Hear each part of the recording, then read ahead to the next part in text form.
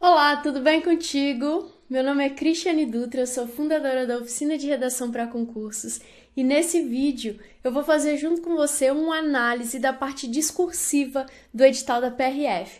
E ao longo desse vídeo, ao longo dessa aula, eu quero passar uma série de instruções e de dicas para você já chegar melhor preparado ao dia da prova da PRF, que está marcado aí para o dia 3 de fevereiro, beleza? Então vamos começar aqui. Eu tô aqui com o edital aberto na página 15, que é a primeira página que nos interessa. Bom, aqui ele fala que a prova objetiva vai ter 120 questões e que a prova discursiva vai ser um texto dissertativo de 30 linhas, eliminatório e classificatório. O que isso significa? Que para você conseguir se classificar, você primeiro precisa alcançar uma nota mínima na prova de redação e que quanto maior for a sua nota de redação ou a soma da sua nota na prova objetiva com a sua nota da prova discursiva, melhor classificado você vai ficar e mais chances você vai ter de ser aprovado, lógico, né? Aí aqui embaixo, no tópico 8.2, o edital está dizendo que a prova terá duração de 4 horas e meia e será aplicada na data provável do dia 3 de fevereiro à tarde. Essa informação aqui, ó, de 4 horas e 30 minutos é estratégica para você. Por quê? Porque ela te permite fazer um planejamento de quanto tempo você vai investir em cada prova dessas aqui, em cada questão dessas aqui. Então, você tem 4 horas e meia para fazer 120 questões objetivas e uma prova de redação.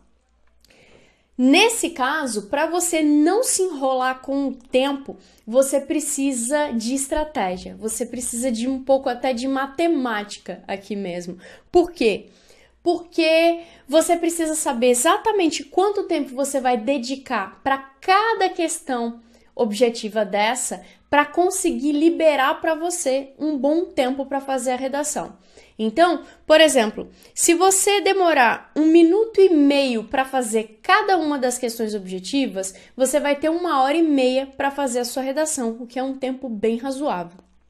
Se você demorar 1 minuto e 45 segundos para fazer cada questão objetiva, você vai ter 1 hora para fazer a sua redação. Se você demorar 1 minuto e 52 segundos para fazer cada questão objetiva, você vai ter 45 minutos só para fazer a sua redação. E se você demorar 2 minutos para fazer cada questão objetiva, você vai ter só 40 minutos para fazer a sua redação.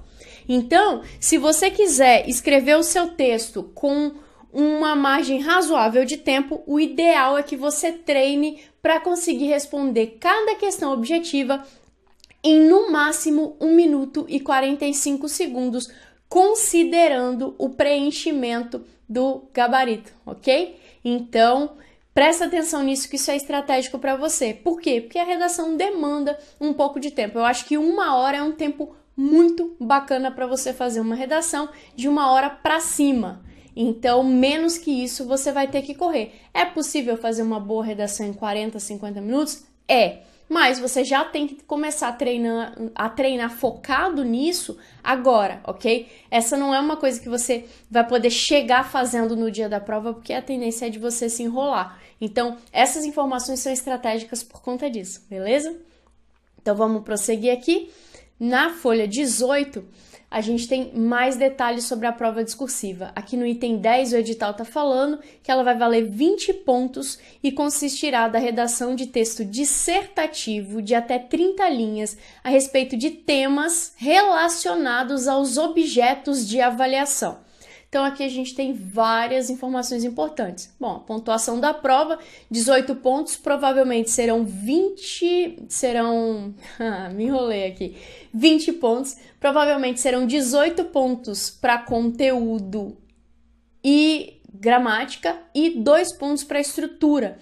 Então, é importante você aprender a estruturar os parágrafos do jeito que o CESP gosta, para que você garanta esses 2 pontos, já saia com esses 2 pontos, ok?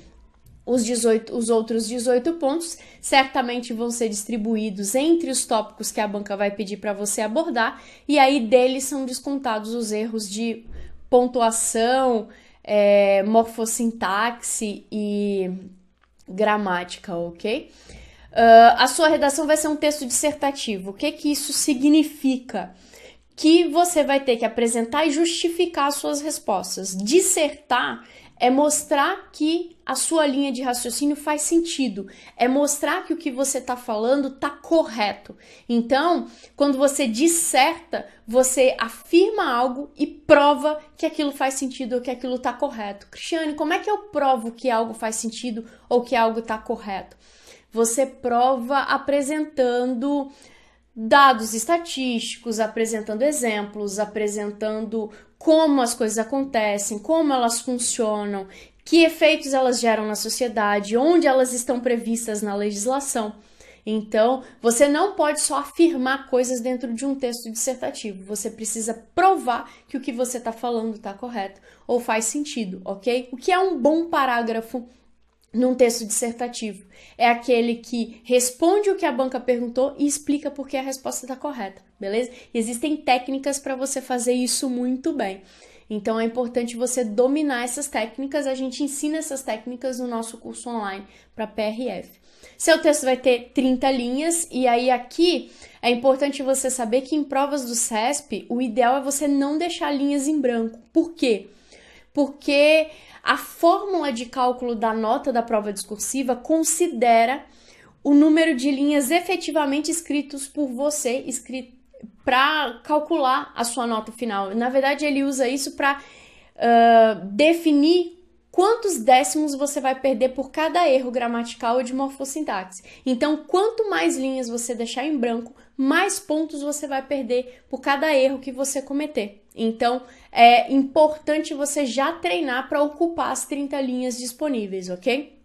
E aí aqui ele tá dizendo que o tema vai ser a respeito dos objetivos, dos objetos de avaliação. Não é dos objetivos, é dos objetos de avaliação. A gente vai falar sobre isso depois, isso é bem interessante.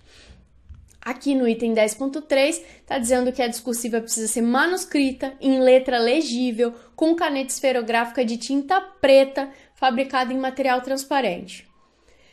Essa parte da letra legível é importante por quê? Porque se o examinador não entender o que você está escrevendo, ele não vai se esforçar para isso, ok? Então você corre sim o risco de perder muitos pontos ou de ser eliminado da redação se as pessoas não conseguirem entender o que você escreveu. Então aqui é importantíssimo a gente já determinar o seguinte: desenhe as letras do jeito que elas estão determinadas pela gramática da língua portuguesa ou pela caligrafia da língua portuguesa. Então treine isso, ok? Não embole as letras, não escreva letras que se pareçam com outras. É muito comum as pessoas escreverem um S parecido com R, o E parecido com C, o M parecido com o N, os dois R's parecidos com o N, ou o E que você não sabe se é E, se é I, o A que você não sabe se é A, se é O. Então, preste atenção nisso, ok? Se a sua letra cursiva for muito ruim, você pode escrever a sua redação com letra de forma, desde que você diferencie as maiúsculas das minúsculas pelo tamanho, ok? Outra coisa que é interessante você não fazer aqui é colocar bolinhas, por exemplo, no lugar do ponto final e do pingo do i, ok? O ponto e o pingo são pontos e pingos, eles não são uma bolinha. Então, presta atenção nisso. Com relação à caneta, eu já acho super importante você treinar a redação com a caneta que você vai levar para o dia da prova. Por quê? Porque a grossura da ponta da sua caneta interfere na sua letra. E o tipo de caneta que você usa interfere também no desenho da sua letra. Então é importante que você já treine com a caneta que você vai escrever no dia da prova. Ah, Cristiane, mas eu tô treinando aqui com uma caneta azul de ponta fina. Cara, tá errado. Não é a realidade que você vai encontrar no dia da sua prova. Então não é bacana você treinar com essa caneta, beleza? Então vamos lá. Aqui ele tá dizendo que a folha de texto definitivo não poderá ser assinada, rubricada em outro local que não apropriado, e qualquer palavra ou marca que identifique o candidato poderá anular a prova. Então, evite rabiscos, evite marcas, evite bolinhas, porque isso tudo pode ser considerado marca identificadora. E aí, como a gente não sabe claramente o que a banca considera ou não uma marca identificadora, o ideal é você escrever o seu texto mais limpo possível para não correr nenhum risco de ter a sua prova discursiva anulada por causa de marcas, beleza? Bom, esse item aqui 10.4.1 é bem óbvio, mas eu marquei só para lembrar de te dizer que do tempo que você separar para fazer a sua prova discursiva, você vai precisar separar alguns minutos para fazer a transcrição do seu texto definitivo, ok? Eu, particularmente, acho extremamente importante você fazer rascunho, porque o rascunho é o momento de você errar, né? Então, é o momento em que talvez você ainda não esteja com as informações muito claras, com os argumentos muito bem definidos, então você ainda pode errar para passar a sua redação para o texto definitivo da forma mais perfeita possível. Então, é importante que você pense e lembre disso, ok? Como o CESP normalmente define os tópicos que você vai ter que abordar em cada parágrafo do seu texto, uma coisa que eu acho interessante que você pode fazer é o seguinte: você rascunha um parágrafo e dá uma olhada para ver se ele está certinho e já passa esse parágrafo para o texto definitivo. E aí você planeja o segundo parágrafo, rascunha o segundo parágrafo e já passa esse parágrafo para o seu texto definitivo, para a sua folha definitiva. Assim, quando você terminar o último parágrafo, você também já vai ter terminado a redação, tá? É uma estratégia, você pode testar e treinar aí na sua casa para ver se funciona para você. Que aí você tem duas alternativas nesse caso. Ou você já faz o texto inteiro e aí planeja o texto inteiro, rascunha o texto inteiro para depois transferir o texto inteiro para a folha definitiva, ou então você pode ir fazendo parágrafo por parágrafo, ok? Planeja o primeiro parágrafo, rascunha o primeiro parágrafo e transcreve a versão final desse primeiro parágrafo. E assim você vai fazendo com todos os outros. Então, teste aí na sua casa as duas alternativas para ver com qual delas você trabalha de maneira mais confortável. Sobre os critérios de avaliação, a banca está dizendo aqui que, respeitados os empates na última colocação, será corrigida a prova discursiva do candidato aprovado na prova objetiva e classificado conforme o quadro abaixo. Então, você só vai ter sua redação corrigida se você ficar dentro desses números aqui definidos nesse quadro, ok? Se você não ficar dentro dessas posições, sua redação não vai ser corrigida. Então, você depende da prova objetiva para ter sua redação corrigida e depende da sua redação para fazer valer a sua nota na prova objetiva. Então, uma coisa caminha bem junto com a outra. Então, é importantíssimo que você não negligencie a redação, porque primeiro você tem que passar na objetiva, porque no fim as duas vão caminhar juntas e a nota da sua redação pode acabar te fazendo ganhar muitas posições por conta do fato de muita gente não ir bem na redação. Então, tem mais pessoas que vão muito bem na objetiva e dançam por causa da redação do que o contrário. Então, se você for bem na objetiva e muito bem na redação, você tem muito mais chances de ficar entre os primeiros colocados e de ser aprovado nesse concurso. E tem muita gente que deixa a redação para a última hora e aí acaba depois vendo que vacilou, que não deveria ter feito isso, que deveria ter se dedicado tanto para a objetiva quanto para a redação com o mesmo nível de compromisso, de comprometimento, porque não adianta passar numa prova só, ok? Tem que passar nas duas e aí a redação pode te salvar. Tem salvado muitos dos alunos da oficina aqui, a gente recebe muitas mensagens falando sobre isso. Aqui a gente tem dizendo que a prova discursiva avaliará o conteúdo, que é o conhecimento sobre o tema, a capacidade de expressão na modalidade escrita, que é se você consegue formular frases claras, e o uso das normas do registro formal culto da língua portuguesa, se você respeita a gramática, né? Se seu texto tem coesão, se seu texto tem coerência. O candidato deverá produzir, conforme comando formulado pela banca examinadora, texto dissertativo primando pela coerência e pela coesão. Bom, o que ela está dizendo aqui? que ela vai avaliar se você sabe escrever claramente, se você tem conhecimento sobre o tema.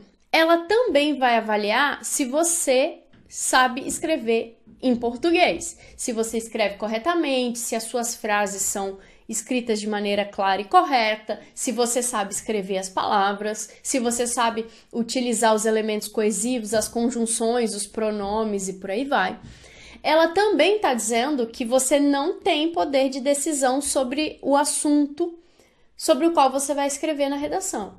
Você obrigatoriamente vai escrever sobre o comando formulado pela banca examinadora, ou seja, você não pode fugir do tema, senão sua prova vai ser eliminada.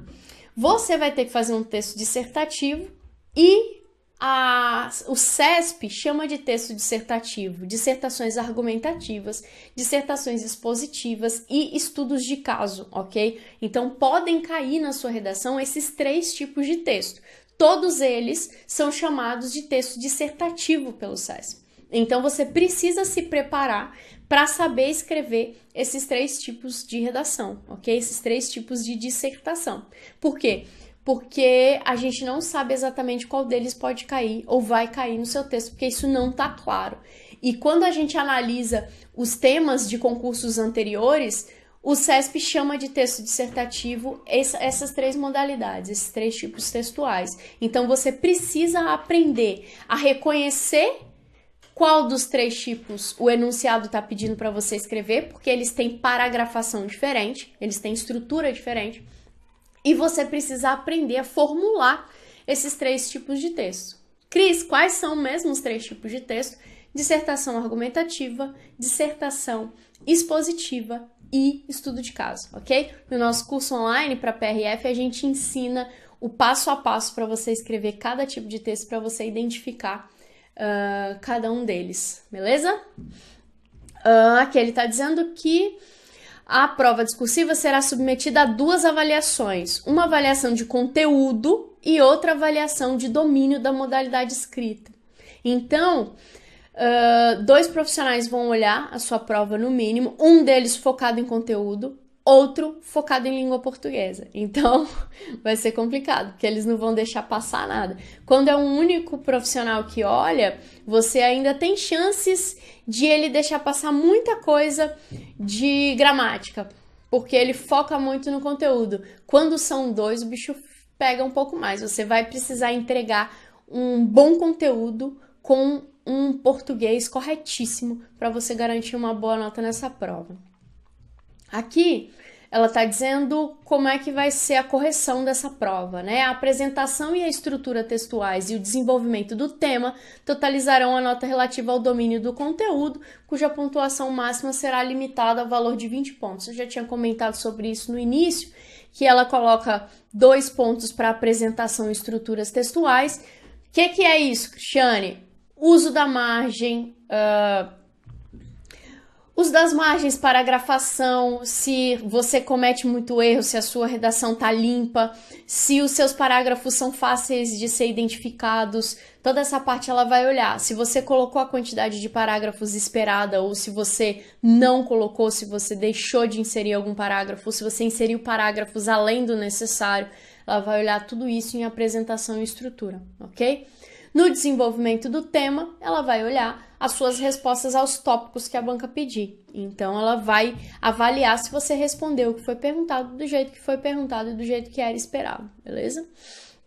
A avaliação do domínio da modalidade escrita totalizará o número de erros do candidato, considerando-se aspectos tais como grafia, se você escreve de forma clara e se você está escrevendo as palavras corretamente, se você acentua as palavras corretamente ou não, se você deixa de colocar os acentos, isso tudo está aqui dentro de grafia. Morfossintaxe, que vem a parte de estrutura de frase mesmo, e pontuação, não, pontuação ela colocou separado. Então, a morfossintaxe vai avaliar se as suas frases estão escritas corretamente, se elas estão coesas e bem estruturadas.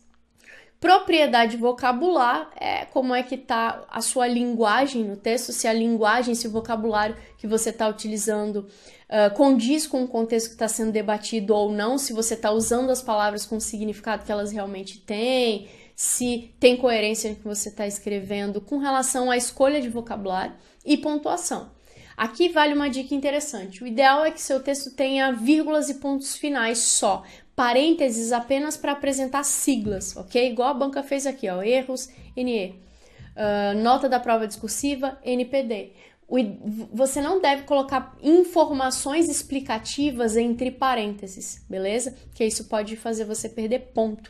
Então, use vírgulas e pontos finais, esqueça dois pontos, ponto e vírgula, travessões, esqueça esses tipos de sinais de pontuação. Você pode usar o hífen para separar as frases, as palavras, né, no fim da linha, mas dentro do texto o ideal é que você só apresente vírgulas e pontos finais, beleza? E os parênteses com as siglas.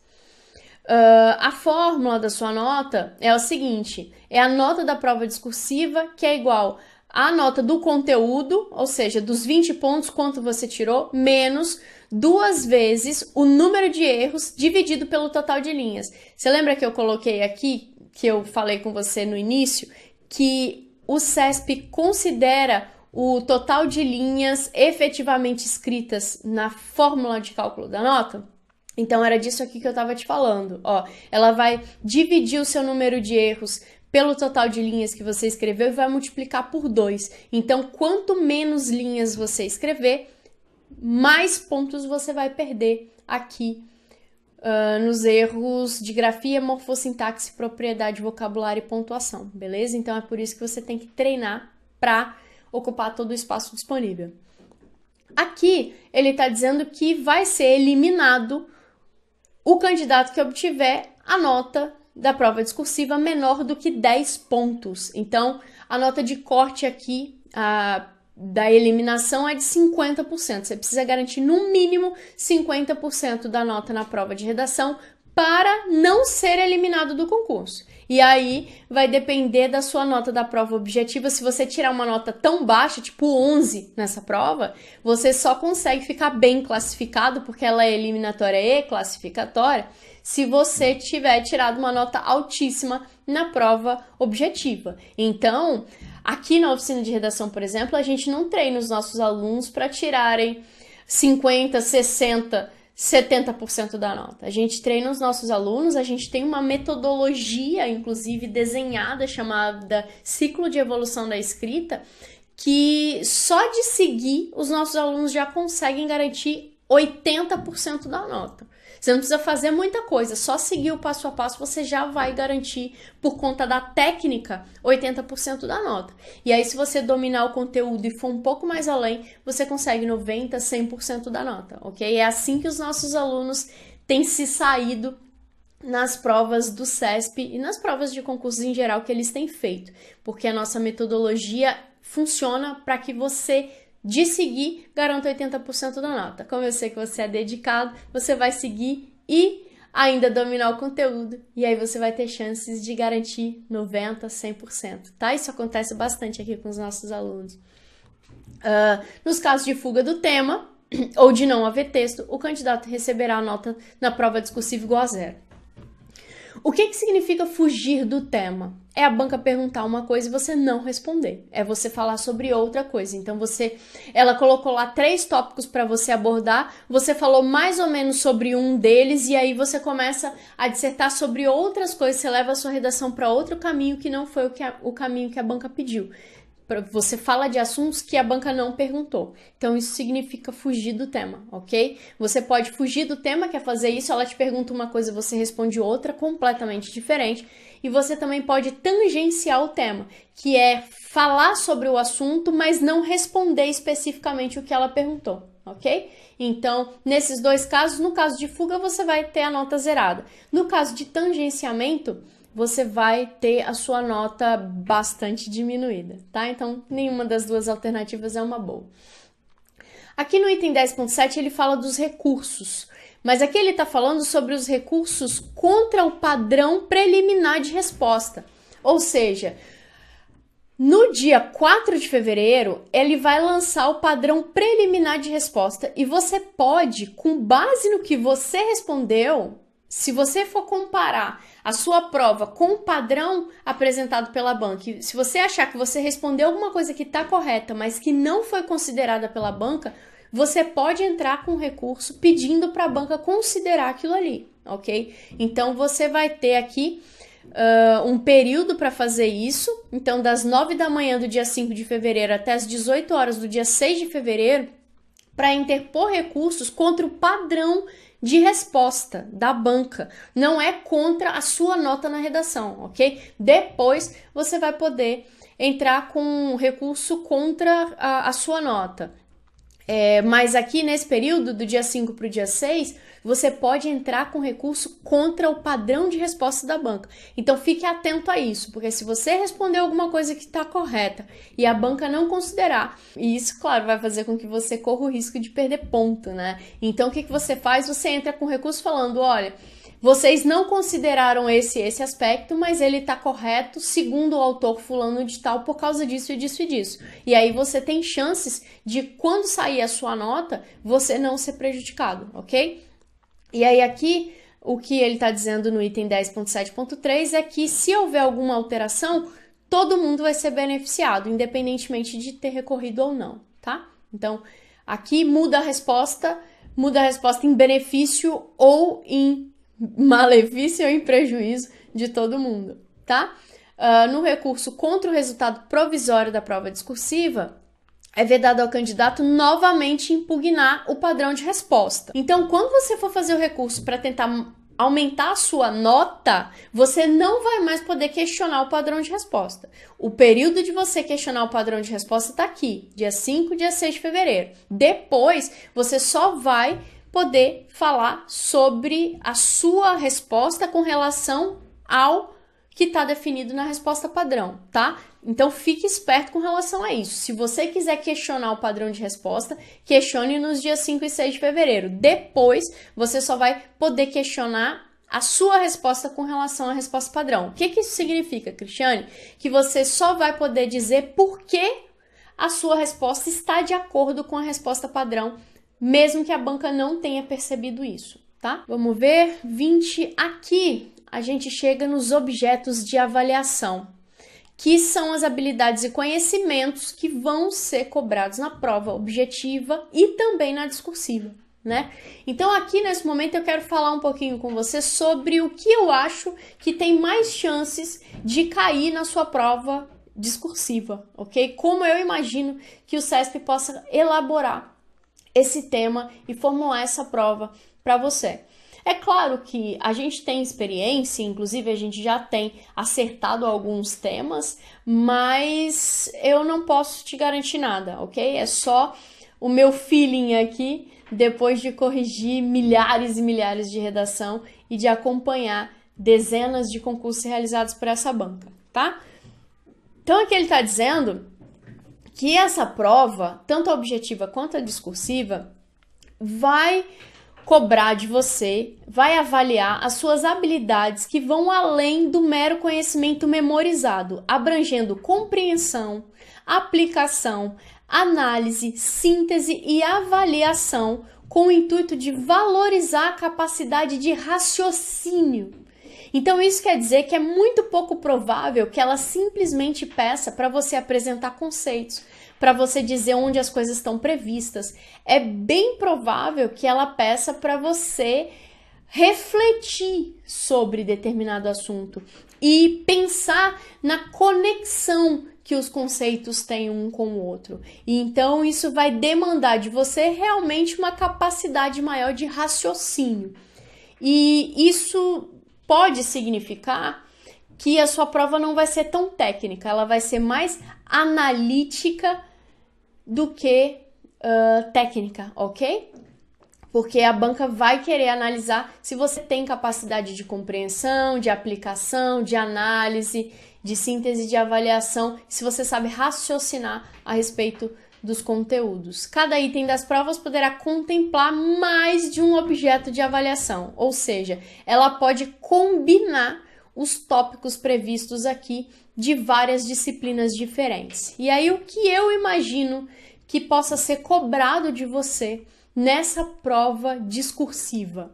Eu acredito que ela vá cobrar, que ela possa cobrar alguma coisa relacionada à ética no serviço público, principalmente porque o Brasil está passando por uma crise nas instituições, o Brasil está passando por uma crise política que tem feito a população não dar mais crédito para as instituições públicas. Então ela pode cobrar de você alguma coisa relacionada a isso, sobre ética e moral, princípios e valores, ética e democracia, o exercício da cidadania. Isso daqui tem muita chance de cair. Por quê? Porque a PRF se posiciona como uma polícia cidadã. Então essa questão da ética e da democracia no exercício da cidadania é bem forte, tem muita chance de ser cobrada, ou como um tema completo, então como um tópico da sua redação.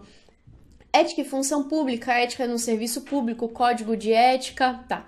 Geopolítica, a divisão interregional do trabalho e da produção no Brasil, isso daqui pode ser interessante por conta das delimitações nas funções da polícia, né? Até que ponto a PRF atua, quando a Polícia Federal começa a atuar, quando a Polícia Militar começa a atuar, isso daqui pode ser interessante porque pode a banca pode pedir para você fazer uma conexão com essas ideias. A estrutura urbana brasileira e as grandes metrópoles, a gente até tem um tema sobre isso, a gente desenvolveu vários temas para essa prova da PRF, e um deles fala sobre essa estrutura urbana brasileira e as grandes metrópoles, sobre a questão do déficit habitacional. Distribuição espacial da população do Brasil e movimentos migratórios internos. Então isso daqui é interessante também, que são as pessoas migrando do campo para a cidade, da cidade para o campo, dos bairros centrais para os bairros de periferia. A evolução da estrutura fundiária e problemas demográficos no Brasil. Integração entre indústria e estrutura urbana, rede de transportes e setor agrícola no Brasil. Essa questão de rede de transportes interessa a PRF, né? De alguma forma pode interessar a PRF, principalmente porque a PRF tem uma atuação grande agora na educação do trânsito. Então, pode ser que caia alguma coisa relacionada a isso também. Política e gestão ambiental no Brasil. Isso daqui também tem chances de cair, porque a PRF também tem ações voltadas para a preservação ambiental, na verdade, para fiscalização do transporte de cargas irregulares, né? Então, ela tem uma parceria com o IBAMA e com algumas instituições ligadas ao meio ambiente para evitar o transporte de madeiras ilegais, para evitar o transporte de animais silvestres, né? O tráfico de animais silvestres. Então, isso daqui é interessante. A integração do Brasil ao processo de internacionalização da economia pode ser alguma coisa interessante também a ser cobrada.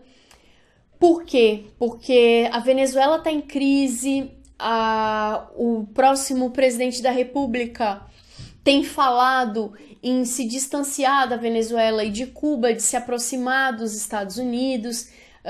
Tem a questão da China e do Oriente Médio, com essa coisa de mudar a capital para Jerusalém, de Israel para Jerusalém. Então tem uma série de questões aqui relacionadas à integração do Brasil ao processo de internacionalização da economia, ligadas a essa questão de geopolítica, que também podem ser cobradas. Elas não têm uma ligação muito direta com a função e o trabalho da PRF, então, assim, tem chance, mas não é uma chance muito grande, mas é interessante você ficar atento a isso. O século XX, urbanização da sociedade e cultura de massas, a história da PRF, isso daqui é extremamente importante para você. É extremamente importante você conhecer o máximo possível dessa história da PRF, porque isso sim pode cair aqui. As funções da PRF, essa história da PRF, histórias em detalhes da PRF, pode ser que a banca peça para você, num primeiro tópico, traçar um panorama da evolução do trabalho da PRF no Brasil, para que ela peça para você falar sobre como é que é o trabalho da PRF hoje, quais são os focos da PRF hoje, quais são as principais ações ou os principais grandes campos de atuação da PRF, então é importante você dar uma olhada nisso. Então, ela pede para você analisar aqui a participação da PRF em grandes eventos esportivos, então como é que foi a atuação dela em Copa do Mundo, em jogos de futebol, em Olimpíadas, como é que foi, como é que ela atuou, se atuou como. A atualidade da PRF, né? Que tipo de ações, que tipo de campanha, que tipo de compromissos a PRF tem assumido hoje em dia, a questão do uso da tecnologia no trabalho da PRF, como ela usa, o que ela poderia utilizar para ajudá-la em que situações. A questão do trânsito, muito. A PRF tem uma atuação forte em educação para o trânsito. Um dos principais focos do trabalho dela é a fiscalização do trânsito, é a atuação ostensiva e repressiva no trânsito, então é importante. A capacitação também dos PRFs, como ela costuma ser feita, se ela costuma ser regular, que tipo de capacitação eles costumam fazer, ações especializadas e áreas especializadas. Isso aqui é importantíssimo para você saber quais são as ações especializadas realizadas pela PRF e quais são as áreas especializadas em que ela atua, ok? Então, essa parte da história aqui tem grandes chances de ser cobrada em conexão com as demais, ok? Aqui, ó, na parte de direito administrativo, o uso e o abuso do poder. Um dos compromissos institucionais da PRF é um trabalho próximo da sociedade, é ser reconhecida como uma polícia cidadã. Então, ela se preocupa muito com essa questão do uso e do abuso do poder, de quais são os limites legais para isso, quais são os limites humanos para isso. Então, é algo que pode cair também. Ela pode criar um estudo de caso, por exemplo, contando alguma ação de algum PRF, pedir para você identificar se aquela ação foi correta ou não, considerando o que diz a lei sobre o abuso de poder. Aqui, ó, princípios expressos e implícitos da administração pública. Por quê? Porque a PRF tem princípios próprios que estão previstos e que estão disponíveis para você no planejamento estratégico dela e no plano que está lá no site da PRF. Então, existem princípios que estão previstos no plano e no planejamento estratégico da PRF que também são expressos e implícitos da administração pública. Que princípios são esses? Como eles se conectam, né?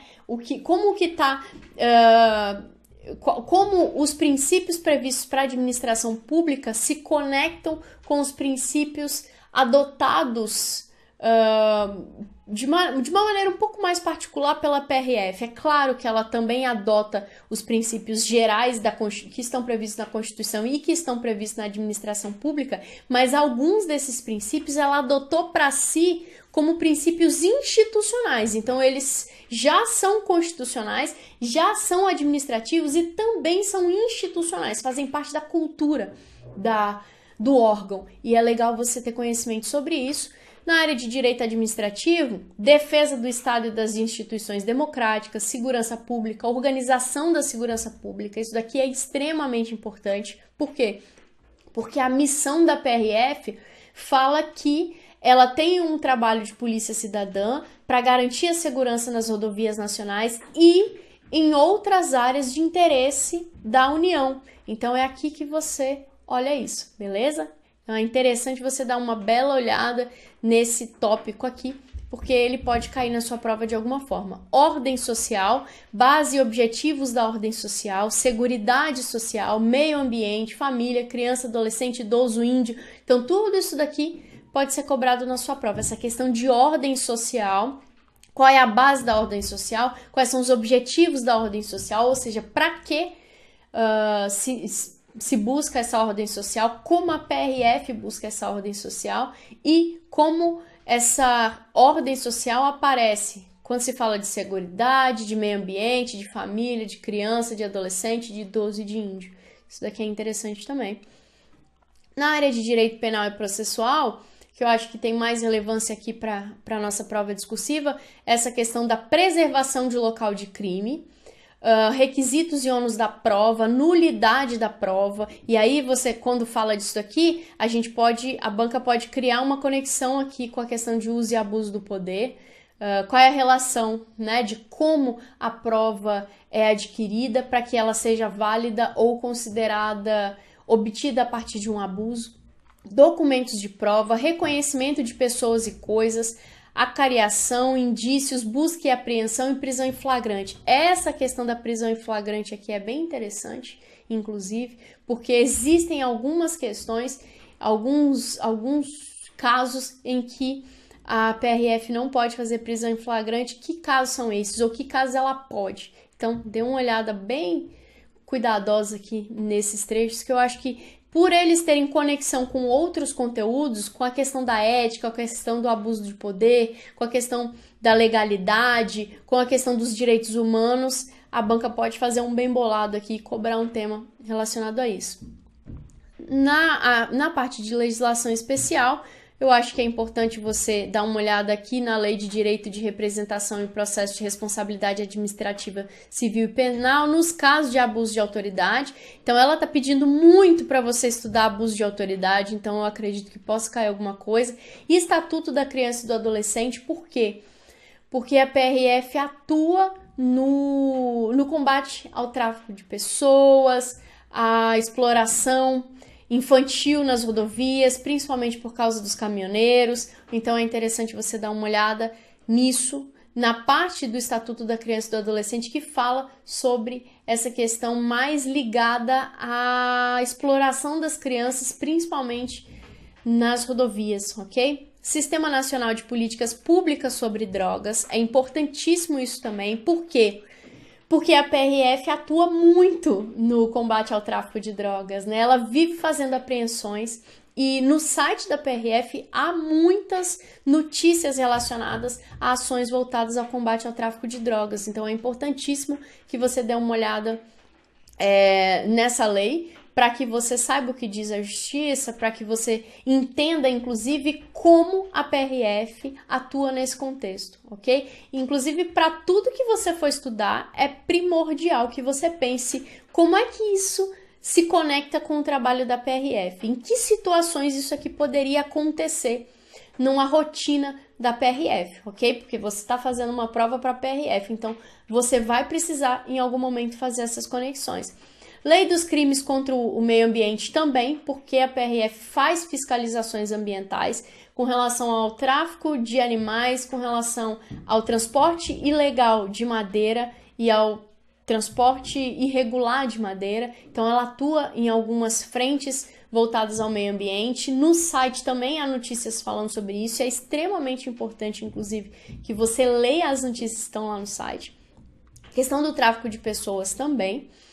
E aqui, direitos humanos e cidadania. Eu acho que de tudo que pode cair aqui, a parte da ética e a parte dos direitos humanos e cidadania são as que mais têm chances de cair, ok? Pode cair uma só, o contexto do trabalho da PRF com a ética, ou o contexto do trabalho da PRF com direitos humanos e cidadania, ou podem cair os três. Ela pode pedir para você fazer... para criar um vínculo entre a PRF e ética, PRF direitos humanos e PRF em cidadania em cada um dos tópicos que ela cobrar. Então é extremamente importante que você dê atenção a isso. Teoria geral dos direitos humanos, afirmação histórica dos direitos humanos e responsabilidade do Estado. Esse item 3 aqui é extremamente importante para você.